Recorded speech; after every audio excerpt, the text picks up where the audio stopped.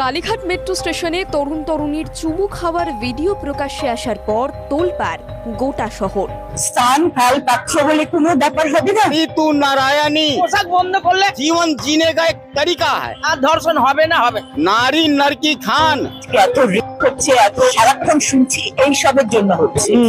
2024 শেষ হতে চললো, পুরো বছরে নিজেদের রেজুলেশন কমপ্লিট হয়েছে নাকি সেই দিকে না দেখে কে কাকে চুমু খেলো, কোথায় চুমু খেলো সেটা নিয়ে পড়ে আছে। টাকার পাওয়ারের জোরে শিক্ষা, সম্মান, প্রশাসন পকেটে ঢুকে যাচ্ছে, তাও সবাই চুম্বন নিয়ে বিজি। কিছু পেতনিয়া ডাইনির জন্য কিছু ছেলের জীবন চলে যাচ্ছে, তাও সবাই চুম্বন নিয়ে ব্যস্ত। বোনের বিচারটা কিন্তু এখনো বাকি, কিন্তু সেইগুলো ভুলে মানুষের মেইন টপিক চুমু। এখনকার মেয়েরা তো ল্যাংটায় ঘুরে। পোশাক বন্ধ করলে আর ধর্ষণ হবে না হবে। হ্যালো টক্সিক পিপল, কাজে একটু বিজি ছিলাম বলে কি ভেবেছো ভিডিও বানানো ভুলে গেছি? ওটা আমারই কাজ। আজ যখন এসেছি এই টক্সিসিটির সমাজে টক দই মাখিয়ে ঘষে নোংরা তোলার দায়িত্ব আমার।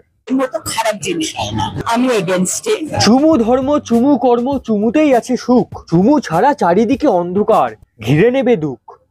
খারাপ জিনিস হয় না। বাবা, কি খারাপ কাজ করে দিয়েছে মেট্রো স্টেশনে চুমু! এত বিশাল বড় ক্রাইম, এই চারিদিকে এত মারপিট, কাটাকাটি, এত জঘন্য জঘন্য ক্রাইমের মধ্যে দুই ভালোবাসার মানুষ একে অপরকে চুমু খেয়েছে। এতে খারাপটা কি করেছে ভাই? জন্তুরাও বোধহয় আমাদের থেকে অনেক ভালো। আচ্ছা, জন্তুরাও ভালো। মমতা শঙ্কর দিদির প্রতি আমার অনেক রেসপেক্ট আছে, কিন্তু এই যে উনি মাঝে মাঝে এমন এমন মন্তব্য করেন, তখন আমার মনে হয় উনার হয়তো শুধু বয়সটাই বেড়েছে, বুদ্ধির এখনো বিকাশ হয়নি। জন্তুরাও বোধহয় আমাদের থেকে অনেক ভালো। আরে জন্তুরা ল্যাংটো হয়ে ঘোরে, আমরা কি ঘুরি? জন্তুরা যেখানে সেখানে সেক্স করে, আমরা করি? জন্তুদের নেচার আর আমাদের মানুষদের নেচার এক হলো? अपने बच्चों को क्या संस्कार दोगे आप? আসছি, এই দাদার এই টপিক গুলোতে আসছি। এখনকার মেয়েরা তো ল্যাংটায় ঘুরে। ল্যাংটো হয়ে ঘোরে? কোথায় ঘোরে? আপনি কি আপনার ল্যাংটো মেন্টালিটির সঙ্গে বাকি মেয়েদের গুলিয়ে ফেলছেন? যদি এই মেয়েদের পোশাকটা বন্ধ করে তবে পৃথিবীতে আর ধর্ষণ হবে না। আরে কাকিমা, কোন কথায় থাকবেন আগে নিজে ঠিক করুন। একবার বলছেন মেয়েরা ল্যাংটো হয়ে ঘোরে, এখনকার মেয়েরা তো ল্যাংটায় ঘুরে। আবার বলছেন পোশাক পরা বন্ধ না করা হলে ধর্ষণ হবে। যদি এই মেয়েদের পোশাকটা বন্ধ করে তবে পৃথিবীতে আর ধর্ষণ হবে না। কথাটা আগে ঠিক করে বলতে শিখুন। আর পোশাকের সঙ্গে ধর্ষণের সম্পর্কটা কোথায়? হসপিটালে থাকা ডক্টর দিদিটা কি আমার পোশাকের জন্য ধর্ষিত হলো, নাকি জয়নগরে আমার ওই ছোট্ট বোনটার পোশাক ছোট ছিল বলে ধর্ষিত হতে হলো? এখানে পোশাকের প্রসঙ্গ কোথা দিয়ে আসছে? পোশাক না, মেন্টালিটিতে প্রবলেম। আমি এর আগেও একটা ভিডিও বানিয়েছিলাম, সেই ভিডিওতে এক্সপ্লেন করেছিলাম মেন্টালিটির কথা। ওই ভিডিওতেই এক্সপ্লেন করেছিলাম সমাজের এইসব কাকিমাদের এইসব ভুলভাল কথার জন্যই রেপ মেন্টালিটি তৈরি হয়। একটা মেয়ের ড্রেসের সঙ্গে ধর্ষণের কি সম্পর্ক আমি এখনো বুঝতে পারছি না। আরে আপনি তো সমাজে একটা এমনই মানসিকতা তৈরি করে দিচ্ছেন, যার ড্রেস ছোট সে ডিজার্ভ করে। সিরিয়াসলি বলছি, সমাজের এইসব ভুলভাল লোকের এইসব ভুলভাল মেন্টালিটি যেদিনকে ঠিক হবে আর প্রপার এডুকেশন দেওয়া হবে, সেই দিনকেই এইসব ক্রাইম বন্ধ হবে। অ্যারেস্ট করা উচিত। অ্যারেস্ট করা হবে? ভাই কিসই তো করেছে, এটা কি এমন ক্রাইম? মানে একটা ভালোবাসার মানুষ তার ভালোবাসার মানুষকে চুমু খেয়েছে, এটাই তাকে অ্যারেস্ট করতে হবে? পুরো দেশে এত ক্রাইম হচ্ছে, টাকা আর পাওয়ারের জোরে এত ক্রিমিনাল বেঁচে যাচ্ছে, তখন এদের মুখ খোলে না। তোমরা কেন এখানে করতে এগুলো? সেটা ব্যবস্থা নেই, অব্যবস্থার জন্য এসবগুলো হচ্ছে। তাহলে আগে ব্যবস্থা তৈরি করতে হবে। আচ্ছা, চুমু খেয়েছে সেটা আটকানোর জন্য ব্যবস্থা করা উচিত। প্রত্যেকদিন তো এত ক্রাইম হচ্ছে, সেগুলো আটকানোর ব্যবস্থা ভেবেছেন? ও ব্যবস্থা করবেন কিভাবে? আপনিও তো সেই নিম্ন মস্তিষ্কের ছোট লোক নিয়ে ভরা ক্রিমিনাল যুক্ত সমাজের অন্তর্গত। হ্যাঁ, এইসব লোকেরাই যেখানে প্রসাব করিবেন না লেখা থাকে, সেখানে গিয়ে নির্লজ্জের মতো প্যান্ট খুলে টুনটুনি বের করে প্রসাব করে। তখন লজ্জা সামাজিকতা কোথায় যায়? আর কেউ তার ভালোবাসার মানুষকে চুমু খেলে তখন হয়ে যায় প্রবলেম। সালা বোকা। আমাদের জেনারেশনে এটা হয়নি। আচ্ছা, আপনাদের জেনারেশনে হয়নি, তার মানে আপনাদের জেনারেশনে সবাই ভালোই ছিল। আর এইদিকে আপনাদের জেনারেশনের লোকই আপনাদের সময়ের মেয়েদের ল্যাম্পপোস্টের তলার মেয়ে বলতো। আমি হয়তো খুব ভালো মেয়ে, ভীষণ ভালো মেয়ে, কিন্তু আমি ওইভাবে পোশাকটা পরবো কেন তার মেয়ে বলতাম। যারা ল্যাম্পপোস্টের তলায় দাঁড়িয়ে থাকে এরকম মেয়ে বলতাম, তারা ওইরকম ভাবে দাঁড়াতো। ভাবো, ইনি একজন মেয়ে হয়েও অন্য একটা মেয়েকে ল্যাম্পপোস্টের তলার মেয়ে বলতো। মানে ইনার মেন্টালিটি কতটা চিপ। সেই সময় যেসব মেয়েরা শাড়ি একটু নিচে করে পড়তো তাদেরকে ইনি তার মেয়ে বলতাম।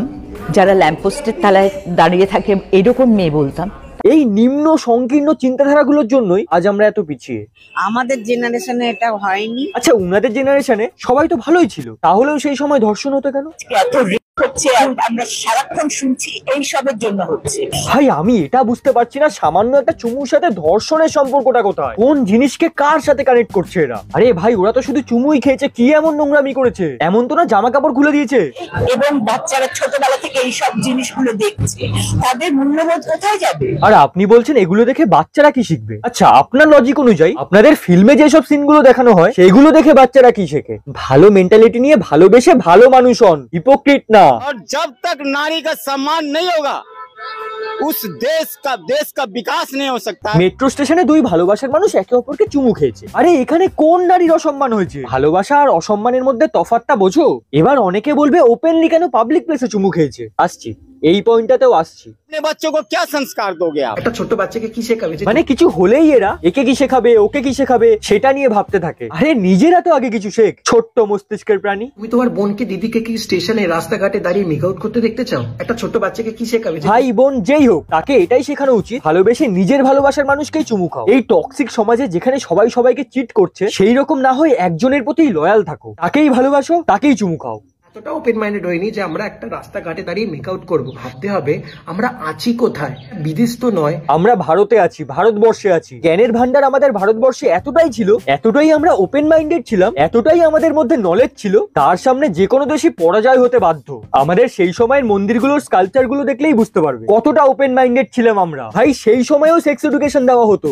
আমাদের জ্ঞানের ভান্ডার থেকে শিক্ষা অর্জন করে ওয়েস্টার্ন কালচারের লোকেরা এগিয়ে গেল, আর আমাদের উপন্যাস কাব্যগুলোকে চেঞ্জ করে আমাদের ভুলভাল বুঝিয়ে আমাদেরই পিছিয়ে রাখলো। এবার ছেলেদের মধ্যে একটু লজ্জা আছে যে বয়স্ক লোকদের সম্মান করে, মেয়েরা সেটা একদমই করছে না। ভাই যে ভিডিওটা করছে তার লজ্জা হওয়া উচিত, যারা এগুলো নিয়ে ক্রিটিসাইজ করছে তাদের লজ্জা হওয়া উচিত। এই দেশে রাজ্যে এত ক্রাইম হচ্ছে, এত দুর্নীতি হচ্ছে, সেগুলো দেখো। কে কাকে চুমু খেলো, কে কাকে ভালোবাসছে, সেটা নিয়ে তোমাদের প্রবলেম কিসের? সত্যি এই সমাজে কেউ কারোর ভালোবাসা দেখতে পারে না। ফ্রাস্ট্রেটেড টক্সিক সমাজ। ভিডিওটা বেশি বেশি করে শেয়ার করো আর সবার মধ্যে সঠিক জ্ঞান, সঠিক শিক্ষা পৌঁছে দাও। আর এই বিষয়ে তোমার মতামত কি কমেন্ট করে জানাও। আর সব শেষে আমি একটাই কথা বলবো, ফ্রাস্ট্রেটেড টক্সিক সমাজে ভালোবাসাই সবচেয়ে দামি। ফ্রাস্ট্রেটেড টক্সিক সমাজে ভালোবাসাই সবচেয়ে দামি। তাই ভালোবেসে তোমাদেরও দিতে চাই আমি।